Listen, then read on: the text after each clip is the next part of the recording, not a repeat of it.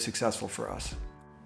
Yeah, for me, I think I try to create an open environment for our players, and one where they don't feel judged. Obviously, in this business, everybody has an opinion. But what I think is important is to allow players to fail and allow players to know that it's okay to fail and to make mistakes.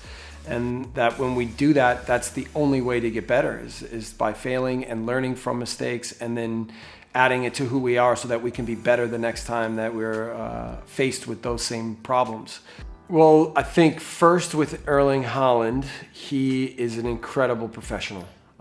He shows up early, he leaves late. He's always taking care of his body. He reads about, mentality, things, how he can get better with that, how he can get better with taking care of his body, nutrition. He has a lot of ideas on how to go about his business of being a professional footballer.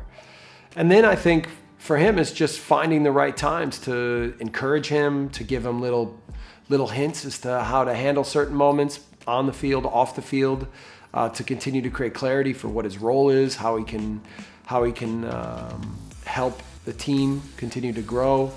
And, because he's naturally so gifted and also naturally a really good young man, I always try to find times to encourage him to keep doing the things that he's doing, and the positive effect that he has on our whole group, I think, is massive. So he's been a lot of fun to work with, and every day he comes with energy, and I like guys like that. I like guys with energy and positive energy that bring it every day.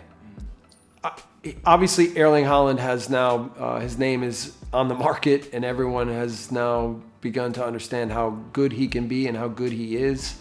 One of the benefits he has is his father was a professional footballer too. And I think, growing up in the business, this isn't necessarily a new thing for him. I think this is something that he's kind of pictured in his head all along. And when he needs little pointers, we're always here for him. But he also has his family and his father and a really solid foundation to understand how to handle these moments. Our ambition in this group is to emerge into the round of 16. Obviously, that's very optimistic and aggressive, but I think that's by nature who we are, where we play aggressively and we think aggressively. Now, we're also very realistic to know that the challenge ahead of this group with Napoli and Liverpool is very, very difficult. But I think that you have to have the mindset when you enter into Champions League that you want to play against the best and that you're ready for it and you're not afraid. It's clear this is the best tournament in the world for football, and you're not getting an easy group. Every group's going to be difficult. Now, Liverpool, the defending champions and possibly the best team in the world right now. Obviously, that's an incredibly difficult challenge. And Napoli, I think, is really well coached and a team that's gotten better than they were last year. So, but I think there's real excitement.